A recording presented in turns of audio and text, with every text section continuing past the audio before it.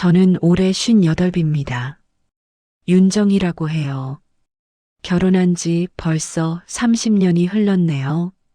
돌이켜보면 참 긴 세월이었습니다. 그 모든 시간을 남편과 시부모님을 위해 살았죠. 새벽 5시에 일어나 밥을 짓고 시아버지 약을 챙겨드리고 시어머니 병원 모시고 다니는 게 제 일상이었어요. 남편 최도연은 작은 건축업체를 운영하고 있습니다. 무뚝뚝하지만 성실한 사람이죠. 저희는 큰 돈은 못 모았지만 그래도 가정만큼은 잘 지켜왔다고 생각했어요. 여보, 아버님 혈압약 떨어져 가는데 병원 가야겠어요. 알았어. 내일 시간 되면 같이 가자. 이런 대화가 저희의 일상이었습니다. 특별할 것도 없고 로맨틱하지도 않지만 평범한 부부의 모습이었죠. 시어머니가 치매에 걸리셨을 때가 가장 힘들었어요. 밤낮으로 돌봐야 했거든요. 기저귀 갈아드리고 밥 먹여드리고 돌아서면 또 어디 가셨는지 찾아다니고 그때 저는 정말 지쳤습니다. 엄마, 잠깐 쉬어. 내가 할게. 남편이 그렇게 말해줄 때가 가끔 있었어요. 그런 날이면 정말 고마웠죠. 이 사람과 함께라면 어떤 어려움도 이겨낼 수 있을 것 같았습니다. 시부모님이 돌아가신 후에 계산해 보니 놀라웠어요. 30년 동안 시부모님께 쓴 돈이 3억이 넘더라고요. 병원비, 약가, 생활비까지 합치면 그 정도였습니다. 물론 당연한 일이라고 생각해요. 며느리로서 해야 할 도리였으니까요. 하지만 가끔은 허탈하기도 했어요. 제 자신을 위해 쓴 돈은 얼마나 될까 싶어서요. 새 옷 한 벌 사는 것도 미안해하며 살았거든요. 미용실도 한 달에 한 번, 그것도 염색할 때만 갔죠. 정희야, 넌 참 대단해. 나는 너처럼 못 살겠어. 절친 선미가 자주 하는 말이었어요. 이선미는 대학 때부터 친한 친구입니다. 30년을 친구로 지내왔죠. 선미는 남편이 일찍 돌아가셔서 혼자 살고 있어요. 자식도 없고요. 그래서 저는 선미가 외로울 것 같아서 자주 만나려고 했습니다. 선미야, 나는 가족이 있어서 외롭지 않지만 넌 혼자라 얼마나 쓸쓸하겠어. 괜찮아. 나는 자유롭잖아. 너처럼 남편 뒷바라지하고 시부모 모시고 그런 거 안 해도 되니까. 선미는 항상 그렇게 말했어요. 자유롭다고. 하지만 저는 선미 눈에서 가끔 외로움을 읽을 수 있었습니다. 그래서 더 챙겨주려고 했죠. 남편 도연이는 선미를 좋아하지 않았어요. 정확히는 제가 선미와 너무 자주 만나는 걸 싫어했죠. 또 선미 만나러 가? 집에 할 일도 많은데. 친구 하나 만나는 것도 안 돼요? 선미는 혼자 사는데 얼마나 외롭겠어요. 그건 그 사람 일이고 당신은 이 집 일부터 제대로 해. 이런 식으로 다투기도 했어요. 하지만 저는 선미와의 우정을 포기할 수 없었습니다. 30년 동안 함께 울고 웃은 친구거든요. 그때의 저는 정말 순진했어요. 가족을 위해 희생하는 게 당연하다고 생각했고, 친구는 평생 믿고 의지할 수 있는 존재라고 믿었거든요. 그런 믿음이 얼마나 순진한 것이었는지 그때는 몰랐습니다. 저녁에 남편과 차를 마시며 앉아 있을 때가 가장 평온했어요. 여보, 우리 참 열심히 살았네요. 그러게. 이제 좀 편해지겠어. 그런 대화를 나누며 미래를 그려보곤 했죠. 나이 들어서는 둘이서 여행도 다니고 손자 손녀 보며 평온하게 살 거라고 생각했어요. 그때는 그게 당연한 미래인 줄 알았습니다. 그런데 어느 날 큰일이 터졌어요. 제 동생이 울며불며 전화를 했습니다. 언니, 나 이혼해야 할 것 같아. 갑자기 무슨 소리야? 동생 남편이 외도를 했다는 거예요. 그것도 회사 후배와. 동생은 그동안 남편을 믿고 살았는데 뒤통수를 맞은 기분이라고 하더라고요. 언니, 나 어떻게 하지? 아이들 생각하면 이혼하기도 그렇고, 동생에게는 대학생인 딸이 하나 있어요. 제 조카죠. 착하고 예쁜 아이입니다. 그런데 이혼하면 등록금이며 생활비며 모든 걸 동생이 혼자 감당해야 해요. 저는 마음이 아팠습니다. 동생이 얼마나 힘들까 싶어서요. 그래서 남편에게 말했어요. 여보, 동생이 이혼하게 됐는데 조카 등록금이라도 우리가 도와주면 어떨까요? 남편 얼굴이 딱 굳어지더라고요. 갑자기 웬 소리야? 우리도 사정이 넉넉하지 않은 거 알잖아. 그래도 조카인데요. 대학만 졸업하면 취직해서 갚을 수도 있고, 남일에 왜 끼어들어? 동생이 알아서 해야지. 남편의 말이 너무 차갑게 느껴졌어요. 물론 우리 형편이 넉넉하지 않다는 건 알고 있었어요. 하지만 30년 동안 시부모님께 3억을 썼으면서 제 조카 등록금 몇백만 원은 아까워하는 게 이해가 안 됐습니다. 여보, 그동안 시부모님께 얼마나 많은 돈을 썼는지 알아요? 3억이 넘어요. 3억?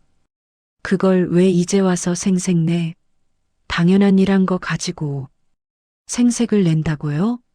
저는 정말 화가 났어요. 30년 동안 허리가 휘도록 일하고 밤새워 간병하고 그런 게 당연한 일이라고 하니까 허탈했습니다. 생색내는 게 아니라 그만큼 할 수 있으면 조카도 도와줄 수 있지 않겠어요? 안 된다고 했잖아. 그만해. 남편은 더 이상 듣지도 않고 방으로 들어가 버렸어요. 저는 거실에 혼자 남아서 한참을 멍하니 앉아 있었습니다. 이게 맞나 싶었어요. 30년을 함께 산 부부가 이렇게 냉정할 수 있나 하고요. 다음 날 선미에게 전화를 했어요. 선미야, 어제 도연이하고 싸웠어. 왜? 무슨 일이야? 동생 이야기부터 조카 등록금까지 다 말했죠. 선미는 제 말을 끝까지 들어줬어요.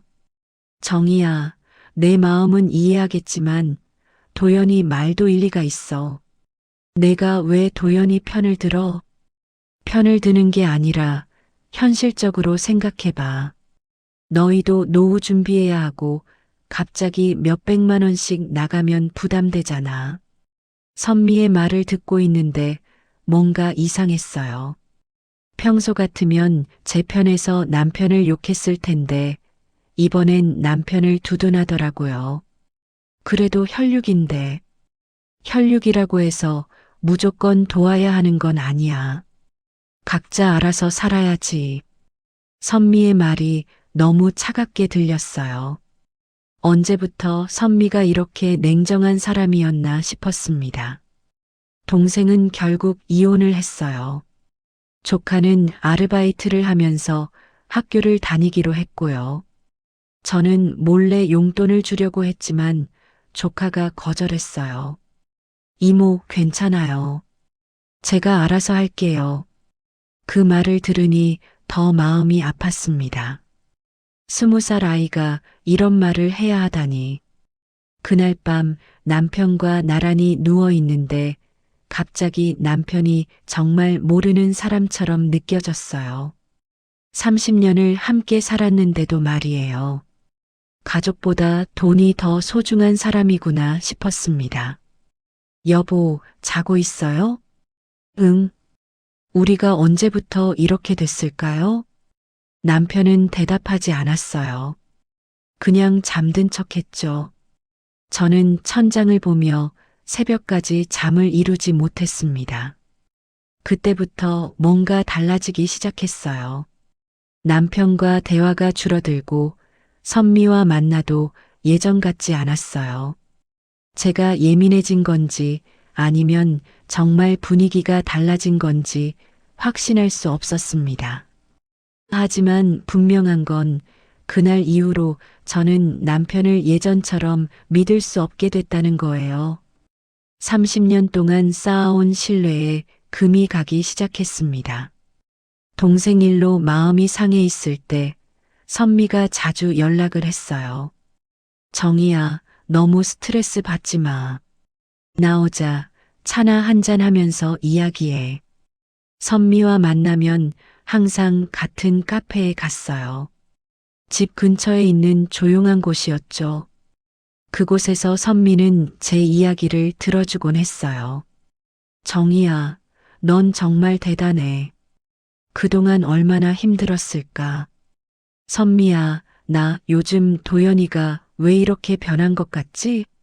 예전엔 이런 사람이 아니었는데. 남자들은 나이 들면 다 그래져. 현실적이 되고 냉정해지고. 선미는 늘 그렇게 위로해줬어요. 하지만 가끔 이상한 말을 하기도 했어요. 정희야, 도연이가 요즘 일이 많이 바빠? 응, 공사가 몇 개 겹쳐서 밤늦게 들어와. 그래, 혹시 회식도 자주 해? 가끔 하지. 왜? 아니야, 그냥 궁금해서. 그때는 별 생각 없이 넘겼어요. 친구니까 남편 근황을 물어보는 거라고 생각했거든요. 지금 생각해보면 그때부터 뭔가 이상했던 것 같아요. 선미는 제가 힘들어할 때마다 나타났어요. 마치 제 상황을 다 알고 있는 것처럼요. 정희야, 오늘 기분이 안 좋아 보이네. 무슨 일 있어? 어떻게 알았어? 아침에 도연이랑 또 싸웠거든. 뭘로 싸웠는데? 별거 아니야. 조카 용돈 몰래 주려고 했더니 들켰어. 그것 가지고 또 난리 났지 뭐. 선미는 고개를 끄덕이며 제 이야기를 들어줬어요. 그런데 표정이 묘했어요. 동정하는 것 같기도 하고 뭔가 다른 감정이 섞인 것 같기도 하고. 정희야, 너무 속상해하지 마. 도연이도 나름대로 이유가 있을 거야. 내가 왜 자꾸 도연이 편을 들어? 예전엔 그러지 않았잖아. 편을 드는 게 아니라 남자 입장에서 생각해 보자는 거야. 선미의 말투가 예전과 달랐어요. 더 신중하고 뭔가 계산적인 느낌이었죠. 하지만 제가 예민한 상태라서 그런 거라고 생각했어요. 어느 날 선미가 갑자기 물어봤어요. 정희야, 혹시 도연이 외박한 적 있어? 외박? 왜 그런 걸 물어? 아니야, 요즘 중년 남자들이 바람피는 경우가 많다고 하더라고. 너도 조심해야 하지 않을까 해서. 그 말을 들으니 갑자기 불안해졌어요. 남편이 정말 외박을 한 적이 있었거든요. 한두 번 정도 술 많이 마셔서 회사에서 잤다고 했었어요. 설마 우리 도연이가 그럴 리는 없을 거야.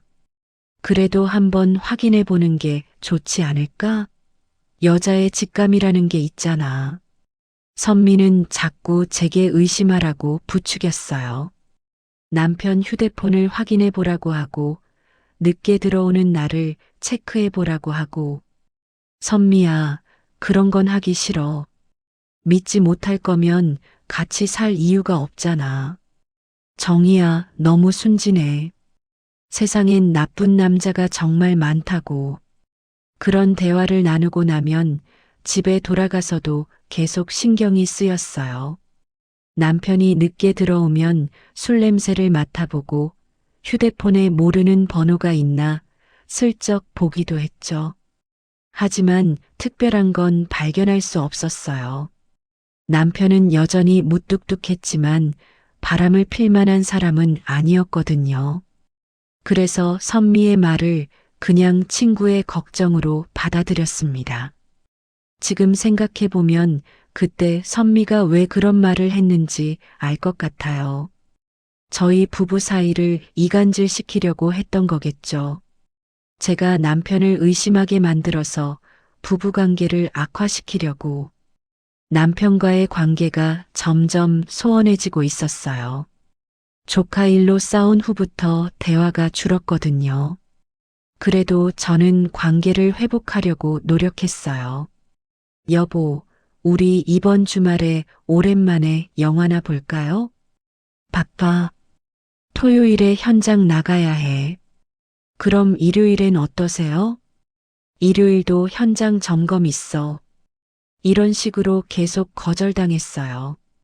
예전 같으면 바빠도 시간을 내서 함께 했는데 이제는 아예 관심이 없는 것 같았습니다. 그러다가 저도 참을 수 없어서 말했어요. 여보, 저도 30년간 이 집을 위해 살았는데 조카 하나 도와주는 것도 안 돼요? 남편이 신문에서 눈을 떼며 짜증스럽게 말했어요. 또 그 소리야? 그럼 당신이 번 돈으로 도와줘. 저는 돈을 벌지 못했지만 그 대신 다른 걸 했잖아요. 다른 게 뭐? 정말 모르는 척 하는 건지, 진짜 모르는 건지 모르겠더라고요. 시부모님 간병비로 3억 2천만 원이 들었어요. 30년 동안요. 남편 얼굴이 확 굳어졌어요. 그걸 왜 이제 와서 생색내? 생색내는 게 아니라 그 정도면 조카 등록금 정도는 도와줄 수 있지 않겠어요? 당연한 일한 거 가지고 무슨 소리야. 며느리가 시부모 돌보는 게 당연한 거 아니야? 당연한 일이라고요? 새벽 5시에 일어나서 죽을 끓이고 기저귀 갈아드리고 밤새워 간병하고 그게 다 당연한 일이라는 거예요? 당연하다고 해서 고마워하지도 않으면 됩니까? 고마워해야 할 게 뭐가 있어? 당신도 이 집에서 먹고 살았잖아. 그 말을 듣는 순간 정말 화가 났어요. 먹고 살았다고요? 제가 돈을 벌어온 적이 없다고 해서 그렇게 말하는 거였어요. 네, 저는 밖에서 돈을 벌어오지 못했죠. 하지만 집안일과 간병으로 30년을 바쳤어요. 그것도 가치가 없다는 거예요? 가치 없다는 게 아니라 당연한 거라고 했잖아. 남들 다 하는 일이야. 남들 다 한다고요? 시어머니가 치매 걸렸을 때 밤낮으로 돌본 게 남들 다 하는 일이라고요? 그때 참다 참다 터진 말이 나왔어요. 그럼 당신은 뭘 했어요? 돈만 벌면 끝이에요? 집안일은 한 번이라도 거들어줬어요? 내가 돈 벌어오는 것도 이 집을 위해서야. 돈만 벌면 가장 역할 다 한 거예요? 아이들 키울 때도 시부모님 돌볼 때도 모든 걸 저 혼자 했잖아요. 남편이 소리를 질렀어요. 그럼 이 집 나가서 혼자 살아봐. 얼마나 힘든지 알 거야. 나가서 혼자 살라고요? 30년을 함께 산 아내한테 그런 말을 하다니. 저는 더 이상 할 말이 없었어요. 이 사람에게는 제가 한 모든 일이 당연한 것일 뿐이구나 싶었습니다. 다음 날 선미에게 전화를 했어요. 선미야, 어제 도연이하고 크게 싸웠어. 또, 뭘로? 시부모님께 쓴 돈 이야기를 했더니 생색낸다고 하더라고. 선미는 한참 침묵하더니 말했어요. 정희야, 솔직히 말해도 될까? 뭘? 그런 말은 안 하는 게 좋을 것 같아. 남자들은 그런 거 되게 싫어해. 또 남편 편을 들더라고요. 요즘 들어 선미가 계속 남편 편만 드는 게 이상했어요. 내가 왜 그래? 나 편 들어줄 줄 알았는데. 편을 안 든다는 게 아니라 현실적으로 생각해봐. 남편한테 그런 식으로 따지면 관계만 더 나빠져. 그럼 나는 계속 참고만 살라는 거야? 참는 게 아니라 지혜롭게 하는 거지. 지혜롭게요? 30년을 지혜롭게 참고 살았는데 뭘 더 지혜롭게 하라는 거예요? 선미야, 너 요즘 이상해. 왜 자꾸 도연이 편만 들어? 이상한 게 아니라 객관적으로 보는 거야. 너희 부부가 계속 이렇게 싸우면 좋을 게 없잖아. 선미의 말을 듣고 있으니 뭔가 석연치 않았어요. 친구라면 제 마음을 달래주는 게 먼저인데 자꾸 제가 잘못했다는 식으로 말하니까요. 선미야, 혹시 도연이한테서 뭔가 들은 거 있어? 뭘 듣겠어? 나는 도연이랑 친하지도 않은데. 그럼 왜 도연이 입장만 생각하라고 해? 입장을 생각하라는 게 아니라 현실을 보자는 거야. 선미가 너무 당황하는 것 같아서 더 의심스러웠어요. 뭔가 숨기는 게 있는 것 같았거든요. 그날 밤 남편과 저녁을 먹는데 말이 없었어요. 서로 할 말이 없는 거죠. 30년을 함께 산 부부가 이렇게 어색할 수 있나 싶었습니다. 여보, 우리 언제부터 이렇게 됐을까요? 남편은 그냥 어깨를 으쓱했어요. 관심이 없다는 뜻이겠죠. 대화도 없고 서로한테 관심도 없고 관심 없는 게 아니라 할 말이 없는 거야. 할 말이 없다고요? 30년을 함께 살았는데 30년 동안 다 한 얘기잖아.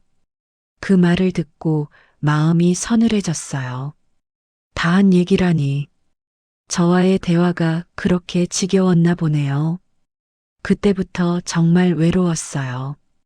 집에 있어도 혼자인 것 같고 남편과 함께 있어도 마음이 통하지 않고 30년 결혼 생활이 이렇게 끝나는 건가 싶어서 서글펐습니다. 하지만 그때의 저는 아직도 순진했어요. 남편이 바뀐 진짜 이유가 따로 있다는 걸 몰랐거든요. 그리고 제 절친이 그 이유와 깊이 관련되어 있다는 것도 꿈에도 몰랐죠. 마음이 답답해서 견딜 수 없을 때 고등학교 동창회 연락이 왔어요. 35년 만에 하는 동창회였죠. 가지 말까 하다가 그래도 가보자. 마음을 달래고 싶어서 참석하기로 했어요. 남편에게는 동창회 간다고만 했죠. 동창회? 갑자기 35년 만이래. 한번 가보고 싶어? 그래, 가. 늦지 말고 들어와. 남편은 별 관심 없다는 듯 말했어요. 호텔 연회장에 들어서니 반가운 얼굴들이 보였어요. 다들 나이가 들었지만 여전히 옛 모습이 남아있더라고요. 어머, 정희야. 많이 안 변했네. 친구들이 반갑게 인사를 했어요.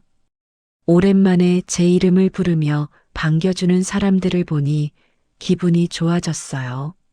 정희야, 여전하다. 그때 그 미소 그대로네. 그런 이야기를 나누며 자리에 앉았는데 갑자기 누군가 제 어깨를 툭 쳤어요. 돌아보니 한재국이었습니다.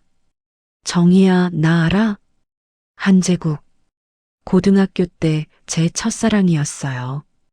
키가 크고 농구를 잘해서 여학생들 사이에서 인기가 많았죠. 저도 그때 한참 좋아했었어요. 재국이 오빠? 어머, 정말 오랜만이에요. 재국이는 여전히 멋있었어요. 머리는 휘어졌지만 체격도 좋고 인상도 온화했죠. 정희야, 결혼 잘했어? 행복하게 살고 있어? 그 질문에 대답하기가 어려웠어요. 행복하냐고 물어보면 뭐라고 말해야 할까요? 네, 뭐. 그럭저럭 잘 살고 있어요. 오빠는요? 나는 작년에 아내를 잃었어. 그 말을 듣고 마음이 아팠어요. 재국이가 혼자가 됐다니. 오빠 많이 힘드시겠어요. 처음엔 그랬는데 이제 좀 괜찮아. 아이들도 다 장성했고, 우리는 옛날 이야기를 하며 시간을 보냈어요. 고등학교 때 추억들이 하나씩 떠올랐죠. 정희야, 그때 체육대회 때 기억나? 내가 계주 뛰다가 넘어졌잖아. 기억나요. 오빠가 보건실까지 업어다 줬잖아요. 그때 얼마나 떨렸는지 몰라. 내가 다칠까봐. 그런 이야기를 나누니까 마음이 따뜻해졌어요. 오랜만에 누군가 저를 소중하게 여긴다는 느낌을 받았거든요. 동창회가 끝난 후 몇 명이서 2차를 가자고 했어요. 저도 집에 가기 싫어서 따라갔습니다. 노래방에서 옛날 노래를 부르며 추억에 잠겼어요. 정희야, 사실 고등학교 때 너 좋아했었어. 재국이가 갑자기 그런 말을 하더라고요. 정말요? 저는 몰랐는데 고백할 용기가 없었어. 그때 널 놓친 걸 아직도 후회한다. 그 말을 들으니 마음이 흔들렸어요. 요즘 남편에게 상처받은 마음이 있었거든요. 오빠도 그랬구나. 저도 사실 오빠 좋아했었어요. 정말? 나도 몰랐는데. 서로 몰랐네요. 우리는 웃으면서 그때를 그리워했어요. 노래방이 끝나고 재국이가 말했어요. 정희야, 커피 한 잔 더 할까? 아직 집에 가기 아쉬워. 시간은 밤 11시가 넘어 있었어요. 집에 가야 한다고 생각했지만 발걸음이 떨어지지 않았습니다. 그러죠 뭐. 24시간 카페에 갔어요. 재국이와 단둘이 앉아서 이야기를 나눴죠. 정희야, 지금 행복해? 갑자기 그런 질문을 하니까 대답이 쉽지 않았어요. 행복하다고 해야 할까요? 잘 모르겠어요. 뭔가 힘든 일이 있는 것 같은데. 재국이는 정말 따뜻한 사람이었어요. 제 표정만 봐도 속마음을 알아주는 것 같았죠. 요즘 남편과의 갈등, 조카 일, 시부모님 간병했던 힘든 기억들을 다 털어놨어요. 정희야, 넌 정말 대단해. 그렇게 희생하며 살았구나. 대단한 게 아니라 바보 같은 거죠. 바보가 아니야. 진짜 멋진 여자야. 너 같은 사람 만나기 정말 힘들어. 오랜만에 이런 말을 들으니까 눈물이 날 것 같았어요. 남편에게는 한 번도 들어보지 못한 말이었거든요. 오빠 고마워요. 뭐가 고마워? 당연한 말을 했는데 시간이 새벽 2시까지 흘렀어요. 재국이가 말했어요. 정희야, 시간이 너무 늦었네. 내가 집까지 데려다 줄까? 아니에요. 택시 타고 갈게요. 그럼 택시 정류장까지 같이 가자. 길을 걸으면서 재국이가 조심스럽게 제 손을 잡더라고요.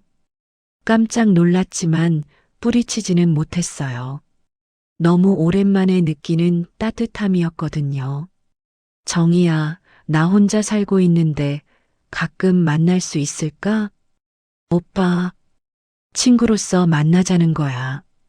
너도 힘들 때 이야기할 사람이 필요하잖아. 그때 제 마음이 정말 흔들렸어요. 남편은 저에게 관심도 없는데 이렇게 따뜻하게 대해주는 사람이 있다니. 택시가 지나가고 있었어요. 손을 들어 세워야 했는데 그러지 못했어요. 오빠, 저 좀 혼란스러워요. 나도 그래. 오늘 너를 만나니까 고등학교 때 기분이 다시 나는 것 같아. 재국이가 저를 바라보는 눈이 예전과 똑같았어요. 순수하고 따뜻했죠. 정희야, 우리 그때로 돌아갈 수는 없을까? 그 말에 마음이 완전히 흔들렸어요. 정말 그때로 돌아가고 싶었거든요. 재국이가 제 얼굴에 손을 대면서 가까이 다가왔어요. 키스하려는 거였어요. 저도 모르게 눈을 감았습니다. 하지만 마지막 순간에 정신이 번쩍 들었어요. 안 돼요, 오빠. 저는 결혼한 사람이에요. 정희야, 정말 미안해요. 집에 가야겠어요. 급하게 택시를 잡아 타고 집으로 돌아왔어요.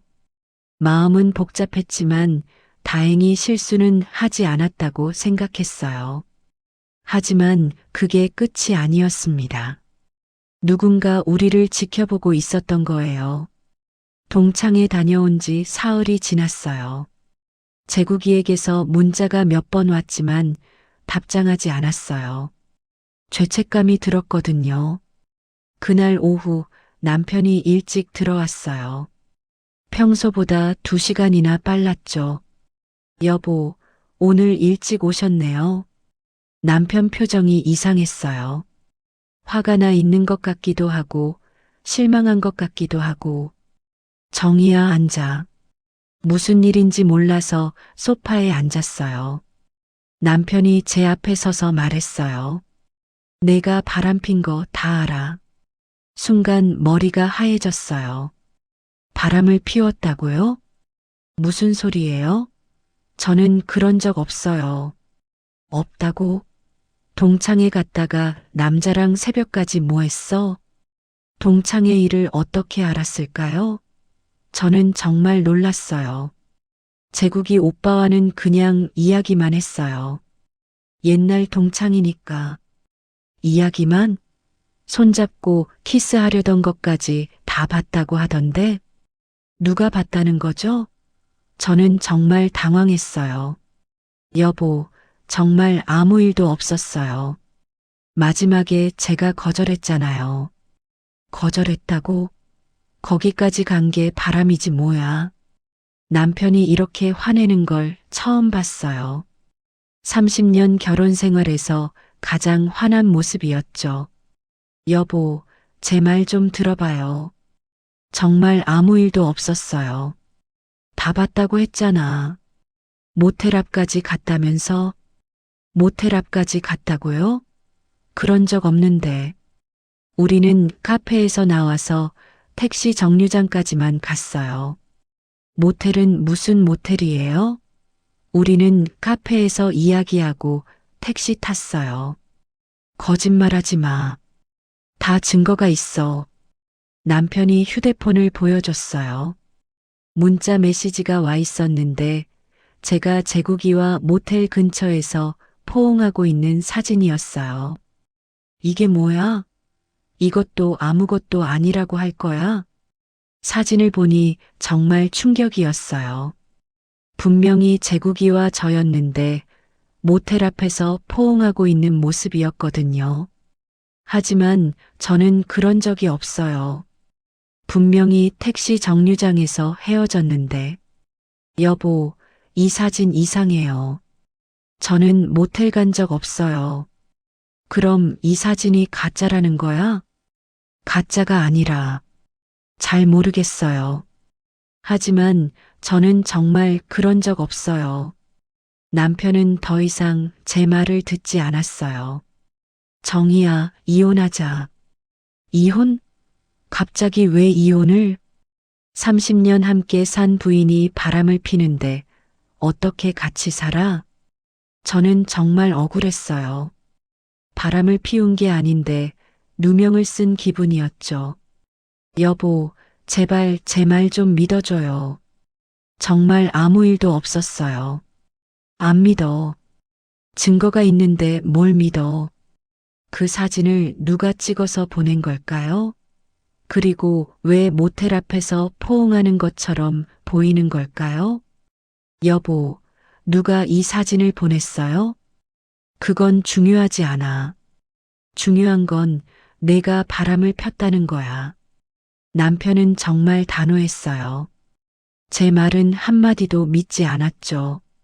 그날 밤 남편은 다른 방에서 잤어요. 저는 혼자 누워서 계속 생각했어요. 도대체 누가 왜 이런 짓을 했을까? 사진을 자세히 보니 뭔가 어색했어요. 합성한 것 같기도 하고. 하지만 확실하지는 않았어요. 다음 날 아침 남편이 말했어요. 이혼 서류 준비해놔. 재산은 반반 나누자. 여보, 다시 생각해봐요. 정말 오해예요. 오해 아니야. 더 이상 할 말 없어. 남편의 마음은 이미 굳어 있었어요. 저는 정말 절망적이었죠. 그때 선미에게 전화를 했어요. 선미야, 큰일 났어. 도연이가 이혼하자고 해. 어떻게 된 거야? 동창회에서 있었던 일을 모두 말했어요. 재국이와 만난 것, 사진이 온 것까지. 정희야, 정말 아무 일도 없었어? 정말이야. 마지막에 내가 거절했어. 그럼 사진은 뭐야? 그것도 이상해. 분명히 모텔 간 적 없는데. 선미는 한참 생각하더니 말했어요. 정희야, 이번엔 내가 잘못한 것 같아. 결혼한 사람이 그렇게 하면 안 되지. 또 남편 편을 들더라고요. 친구라면 제 편에서 위로해줘야 하는 거 아닌가요? 선미야, 내가 왜 자꾸 그래? 나는 진짜 억울하다고. 억울하다고 해서 해결되는 게 아니잖아. 도연이 입장에서 생각해봐. 그 순간 이상한 생각이 들었어요. 선미가 너무 자세히 알고 있는 것 같았어요. 남편은 정말 이혼을 강행했어요. 아무리 말해도 듣지 않았죠. 여보, 정말 마지막으로 한 번만 더 생각해봐요. 생각 다 했어. 이혼 서류에 도장 찍어. 결국 저는 이혼에 동의할 수밖에 없었어요. 남편이 워낙 완고했거든요. 재산 분할은 생각보다 간단했어요. 집과 예금을 반반 나누기로 했죠. 저는 전세집으로 이사를 갔고 남편은 그 집에 그대로 남았어요. 이사를 도와준 건 선미였어요. 정희야, 너무 상심하지 마. 새 출발이라고 생각해. 선미야, 나는 정말 억울해. 아무것도 안 했는데. 그래도 이렇게 됐으니까 받아들이는 수밖에. 선미는 계속 저를 위로했어요. 하지만 뭔가 어색했어요. 진심으로 위로하는 것 같지 않았거든요. 이혼한 지 한 달 정도 지났을 때 동네에서 이상한 소문을 들었어요.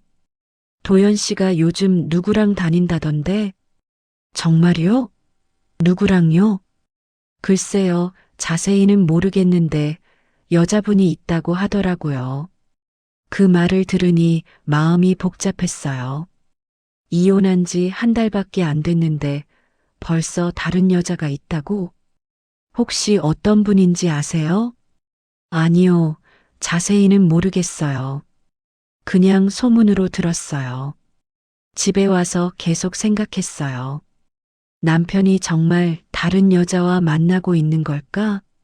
그렇다면 언제부터였을까? 그때 이상한 생각이 들었어요. 혹시 남편이 저보다 먼저 바람을 피운 건 아닐까? 선미에게 전화를 했어요. 선미야, 도연이가 다른 여자와 만난다는 소문 들었어? 아니야, 처음 듣는데? 동네에서 그런 얘기가 돌던데. 그럴 리가. 이혼한 지 얼마나 됐다고. 선미는 부인했지만 목소리가 어색했어요. 선미야, 혹시 내가 아는 거 있어? 뭘 알겠어. 나는 도연이랑 안 친하잖아. 그런데 며칠 후 더 구체적인 소문을 들었어요. 도연 씨 여자친구가 정희 씨랑 비슷한 나이래요. 비슷한 나이요? 네, 50대 후반이라고 하더라고요. 50대 후반이라고요? 그럼 저와 또래네요. 혹시 어떻게 생긴 분인지 아세요? 키가 크고 날씬하다고 하던데요.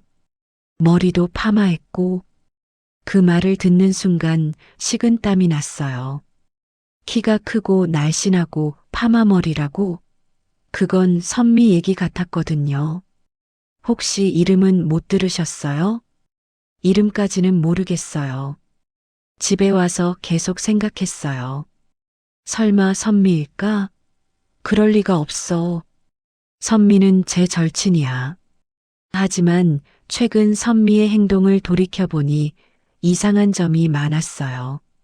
자꾸 남편 편을 들었던 것, 제가 의심하도록 부추겼던 것, 동창의 일을 너무 자세히 알았던 것, 그리고 무엇보다 그 사진. 누가 찍어서 남편에게 보낸 걸까? 밤새 잠을 이루지 못했어요. 머릿속이 복잡했거든요. 설마 하는 마음과 혹시나 하는 마음이 계속 싸웠어요. 다음 날 아침 일찍 선미에게 전화를 했어요. 선미야, 나 오늘 시간 있어? 만나자. 갑자기 왜? 무슨 일 있어? 그냥 답답해서 커피나 한잔 하자. 그래, 알겠어. 언제 만날까? 우리는 평소처럼 동네 카페에서 만나기로 했어요. 하지만 이번에는 다른 목적이 있었어요. 선미가 정말 남편과 만나고 있는지 확인하고 싶었거든요. 카페에서 선미를 기다리고 있는데 마음이 두근거렸어요. 제가 의심하는 게 맞다면 어떻게 할까? 30년 친구가 저에게 그런 짓을 했다면? 상상만 해도 끔찍했어요. 다음 날 오후 저는 옛집으로 갔어요. 남편이 살고 있는 집 말이에요. 벨을 누르니 문이 열렸어요. 선미가 나왔어요. 정희야, 갑자기 웬일이야? 들어가도 될까? 그래. 선미는 당황한 기색이 역력했어요. 집 안으로 들어가니 도연이도 있었어요. 정희야. 남편도 놀란 표정이었어요. 저는 두 사람을 번갈아 보며 말했어요. 언제부터였어? 뭐가? 선미가 시치미를 뚝 떼더라고요. 언제부터 둘이 만났냐고. 그제야 도연이가 고개를 숙였어요. 정희야, 미안하다. 미안하다고? 30년 함께 산 부인한테 미안하다는 말로 끝이야? 저는 정말 화가 났어요. 그동안 쌓인 분노가 폭발할 것 같았죠. 선미야, 너는 30년 친구한테 할 말이 없어? 선미가 저를 똑바로 쳐다봤어요. 미안한 기색이 전혀 없었어요. 정희야, 화낼 건 없잖아. 너희는 이미 이혼했고, 이혼하기 전부터 만났을 거 아냐. 언제부터였는지 말해봐. 글쎄, 정확히 언제라고 하기는 어렵지. 선미는 태연하게 말했어요. 마치 잘못한 게 없다는 듯이. 어렵긴 뭐가 어려워. 내 남편이랑 바람 피운 게 자랑스러워. 바람 피운 게 아니라 사랑하게 된 거야. 사랑이라고요? 저는 어이가 없었어요. 사랑? 친구 남편 빼앗은 게 사랑이야? 빼앗은 게 아니야. 도연이가 먼저 좋아했어. 그때 도연이가 말했어요. 정희야, 정말 미안해. 하지만 우리는 진심이야. 진심? 그럼 나와 산 30년은 뭐였어? 가짜였어? 그런 게 아니라. 그런 게 아니라 뭐야? 말 끝까지 해봐. 도연이는 더 이상 말하지 못했어요. 저는 선미에게 물었어요. 선미야, 내가 너한테 뭘 잘못했어? 30년 동안 친구로 지내면서 내가 너한테 못한 게 뭐가 있어? 잘못한 게 없어. 그럼 왜 이런 짓을 한 거야? 선미가 잠깐 생각하더니 말했어요. 정희야, 넌 너무 완벽해서 외로웠어. 완벽하다고? 내가 언제 완벽했어? 항상 가정적이고 희생적이고 모든 걸 참고 사는 모습이 완벽해 보였어. 저는 이해할 수 없었어요. 그게 왜 내 남편을 빼앗을 이유가 돼? 빼앗은 게 아니라고 했잖아. 나는 그냥 도연이 옆에서 따뜻함을 찾았을 뿐이야. 따뜻함? 남의 남편한테서 도연이는 내 남편이기 전에 한 사람의 남자야.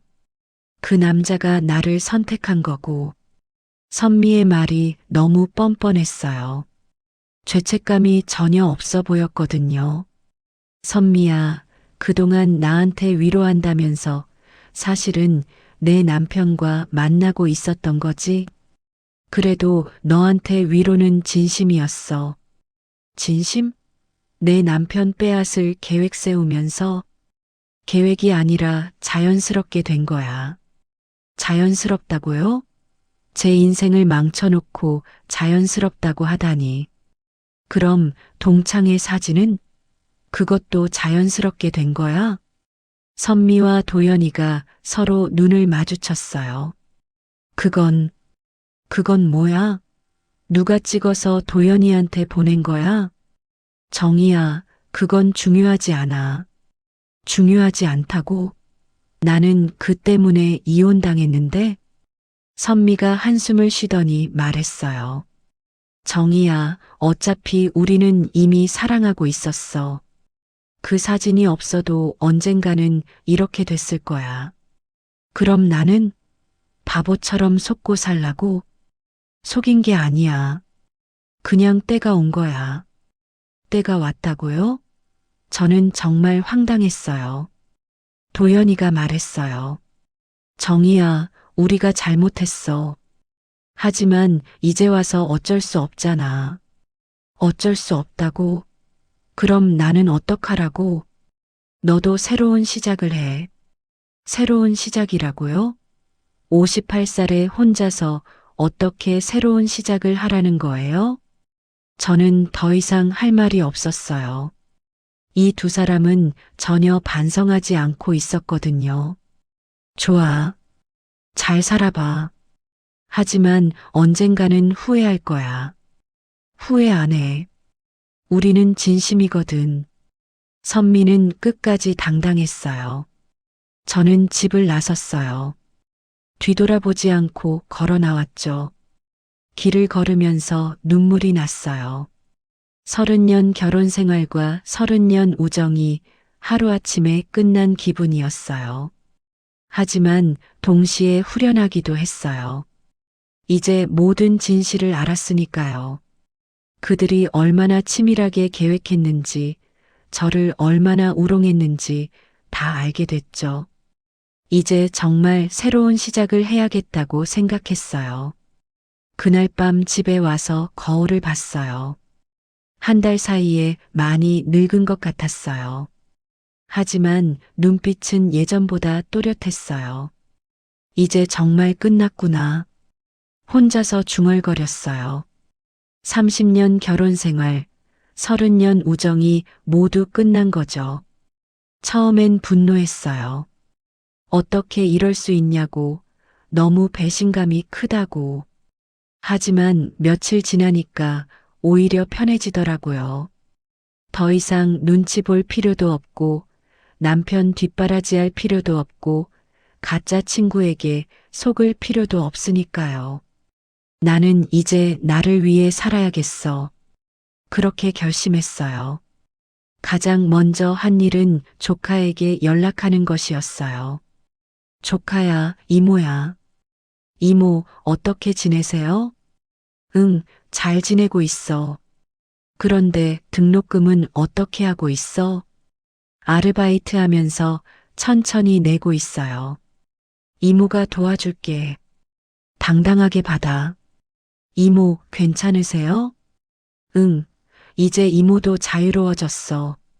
조카에게 등록금을 보내주고 나니 마음이 후련했어요. 이런 일은 진작 했어야 했는데 싶었죠. 그 다음엔 작은 카페를 알아봤어요. 평생 남을 위해 살았으니까 이제는 제가 하고 싶은 일을 해보고 싶었거든요. 동네에 괜찮은 자리가 하나 있었어요. 임대료도 적당하고 사람들이 많이 다니는 곳이었죠. 사장님, 여기 카페에도 될까요? 물론이죠. 이 근처에 카페가 별로 없어서 잘 될 것 같아요. 계약을 하고 인테리어도 시작했어요. 예쁘고 아늑한 카페를 만들고 싶었거든요. 한 달 정도 준비해서 카페를 열었어요. 이름은 새 시작이라고 지었죠. 첫날부터 손님이 꽤 많이 왔어요. 커피 맛도 좋다고 하고 분위기도 좋다고 하더라고요. 사장님, 여기 정말 좋아요. 자주 올게요. 그런 말을 들으니까 뿌듯했어요. 누군가를 위해서가 아니라 제가 직접 만든 공간이니까요. 카페를 운영하면서 새로운 사람들을 만났어요. 단골 손님들과 이야기도 나누고 다른 사업자분들과도 친해졌죠. 사장님, 혼자 하시는 거예요? 네, 혼자 해요. 대단하시네요. 몇 살이세요? 58이에요. 58배 새로 시작하시다니 정말 멋져요. 그런 말을 들을 때마다 기분이 좋았어요. 나이는 숫자에 불과하다는 걸 깨달았거든요. 어느 날 조카가 카페에 놀러 왔어요. 이모, 여기 정말 예쁘네요. 그치? 이모가 직접 꾸몄어. 이모, 요즘 표정이 많이 밝아졌어요. 그래, 이모도 그런 것 같아. 이전에는 항상 피곤해 보이셨는데, 이제는 생기가 넘쳐요. 조카의 말을 듣고 보니 정말 그런 것 같았어요. 거울을 봐도 예전보다 밝아 보였거든요. 반년 정도 지나니까 카페가 꽤 안정됐어요. 단골 손님도 많아지고 수입도 나쁘지 않았죠. 그러던 어느 날 선미가 카페에 왔어요. 정희야, 저는 놀라지 않았어요. 언젠가는 올 줄 알았거든요. 어서 와. 뭐 마실래? 커피 한 잔만. 선미는 어색해 보였어요. 예전처럼 편하지 않은 거죠. 커피를 내어주며 물어봤어요. 잘 지내? 응, 뭐 그럭저럭. 도연이는? 걔도 잘 지내고 있어. 선미는 한참 커피를 마시더니 말했어요. 정희야, 미안해. 뭐가? 그때 일 말이야. 내가 잘못했어. 이제 와서 미안하다고 하네요. 미안하다고 해서 달라지는 건 없어. 그래도 말은 해야 할 것 같아서. 그래, 말은 들었어. 저는 더 이상 화나지 않았어요. 이미 다 정리된 일이니까요. 정희야, 근데 너 많이 변했다. 어떻게? 예전보다 훨씬 당당해진 것 같아. 그럴 수도 있죠. 이제는 눈치 볼 사람이 없으니까요. 선미야, 나는 이제 나를 위해 살고 있어. 그래, 잘하고 있는 것 같아. 선미는 커피를 다 마시고 일어섰어요. 그럼 나는 갈게. 그래, 잘 가. 선미가 나간 후에도 저는 평온했어요. 예전 같으면 화가 났을 텐데, 이제는 그냥 지나간 일로 여겨졌거든요. 저녁에 조카에게 전화를 했어요. 조카야, 이모가 하고 싶은 말이 있어. 네, 뭐예요? 이모는 이제 정말 행복해. 다행이에요. 평생을 남을 위해 살았는데, 이제야 내가 뭘 원하는지 알 것 같아. 이모가 원하는 게 뭐예요? 자유야. 누구에게도 휘둘리지 않고 내 마음대로 살 수 있는 자유. 멋있어요, 이모. 전화를 끊고 카페를 정리하면서 생각했어요. 30년 동안 헌신했던 남편과 30년 동안 믿었던 친구에게 배신당했지만 덕분에 진짜 중요한 걸 깨달았어요. 남을 위해 사는 게 미덕이라고 생각했는데 사실은 나를 사랑하는 게 먼저였어요. 나를 소중히 여기지 않으면 다른 사람도 나를 소중히 여기지 않는다는 걸 이제야 알았죠. 윤정이, 너는 이제 자유야. 혼자서 말하니까 기분이 좋았어요. 창밖을 보니 해가 지고 있었어요. 하루가 또 끝나가고 있었죠. 하지만 내일은 또 새로운 하루가 시작될 거예요. 제 인생의 진짜 새로운 장이 지금부터 시작되는 거죠. 더 이상 누구의 그늘에 숨지 않고 누구에게도 휘둘리지 않고 오직 제 자신을 위해 살아갈 거예요. 그게 진짜 자유고 진짜 행복이라는 걸 이제야 알았으니까요.